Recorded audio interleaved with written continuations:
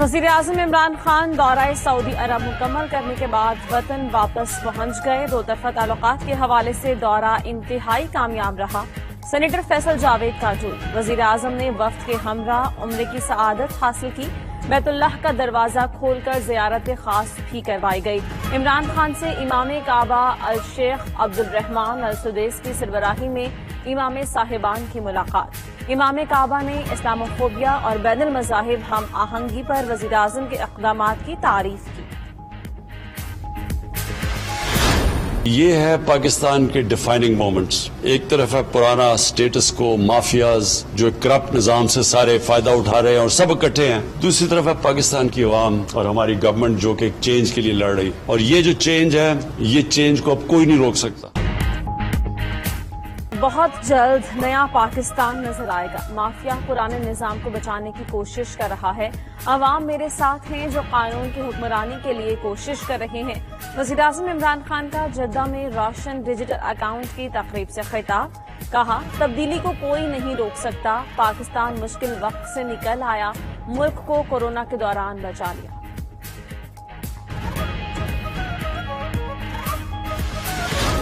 عمران خان سے OIC کے secretary general کی ملاقات۔ سیکرٹری جنرل نے کہا، OIC کشمیر کے حل کے لیے کردار جاری رکھے گا۔ وزیر اعظم نے کہا، پاکستان OIC وزرائے خارجہ کونسل کے اجلاس کی میزبانی کا منتظر ہے۔ مسلم ورلڈ لیگ کے سیکرٹری جنرل نے کہا، امت مسلمہ میں وزیر اعظم عمران خان کا بڑا قد کاٹ ہے۔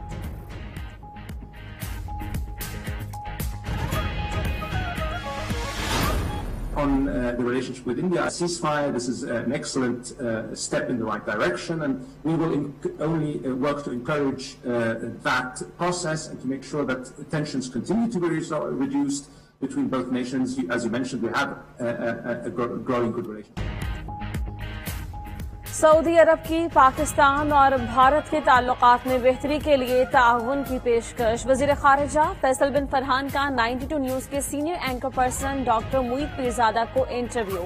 بولے، کوشش ہے دونوں ممالک کم ہو۔ پاکستان نے پہلا قدم اٹھایا، ہر ممکن مدد کو تیار ہیں۔ عمران خان کا دورہ سعودی عرب 70 سال میں اہم ترین ہے۔ سرمایہ کاری، تجارت اور سیکیورٹی تعاون بڑھانے پر اتفاق ہوا۔ سعودی ولی عہد جلد پاکستان آ سکتے ہیں۔ سعودی عرب کی جیلوں میں پاکستانیوں کے لیے بڑی خوشخبری۔ سعودی جیلوں میں قید 1100 پاکستانی قیدی جلد رہا ہو کر وطن واپس پہنچ جائیں گے۔ وزیر داخلہ شیخ رشید کا سعودی اخبار کو انٹرویو۔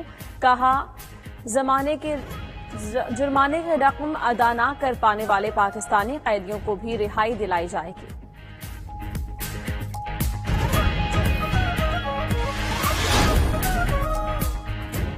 24 گھنٹوں میں 3447 مثبت کیسز رپورٹ۔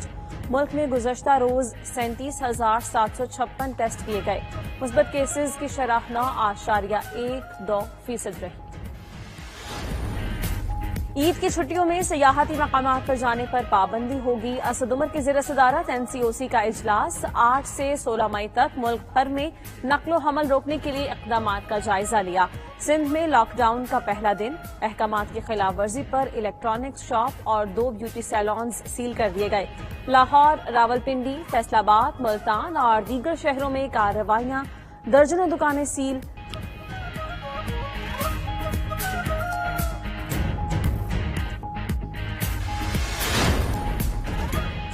عطیہ کی گئی آسٹرازینیکا ویکسین کی پہلی کھیپ پاکستان پہنچ گئی۔ آسٹرازینیکا ڈبل ڈوز ویکسین کی 12,20,000 ڈوز شامل۔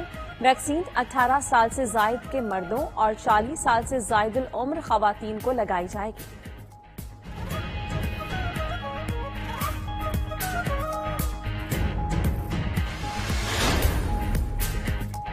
پاک فوج کے جوان کورونا SOPs پر عمل کروانے کے لیے ملک بھر میں متحرک۔ فوجی جوانوں نے مارکیٹس میں ماسک تقسیم کیے، شہریوں کو احتیاطی تدابیر سے آگاہ کیا۔ SOPs کی پابندی کرتے ہوئے شہریوں میں راشن تقسیم کیا۔ افطاری کا سامان بھی تقسیم کرنے میں پاک فوج کے جوان فرنٹ فٹ پر نظر آئے۔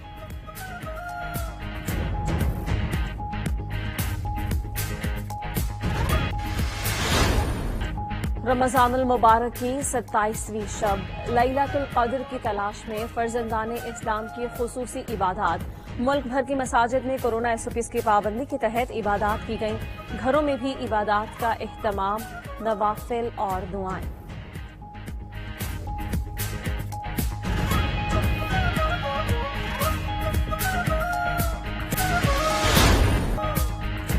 اور زمبابوے دوسرے ٹیسٹ میں بھی اننگز کی شکست کے خطرے سے دوچار۔ پاکستان کی پہلی اننگز کی برتری ختم کرنے کے لیے ابھی مزید 158 رنز درکار ہیں۔ دوسری اننگز میں 220 رنز پر 9 وکٹس گنوا دی۔ نعمان علی کے 5، شاہین شاہ کے 4 شکار۔ زمبابوے ٹیم پہلے اننگز میں 132 رنز پر ڈھیر ہو گئی۔ حسن علی کی کریئر بیسٹ بالنگ، 27 رنز کے عوض 5 وکٹس حاصل کی۔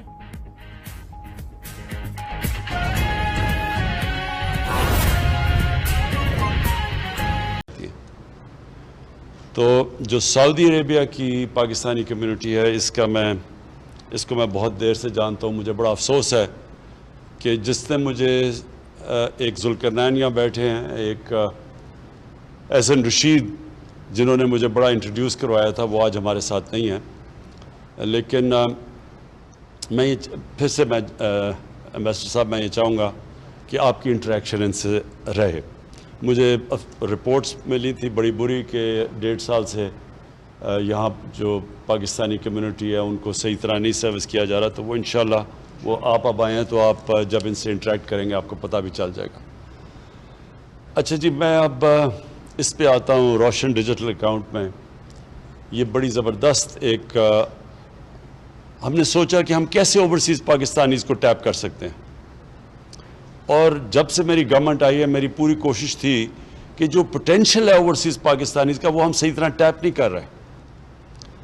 تو جب یہ رضا پریزیڈنٹ اس کے گورنر بنے اسٹیٹ بینک کے، تو تب سے میری ان سے تھی کہ ہم کیسے ہم ریمیٹنسز کو انکریز کیا جائے۔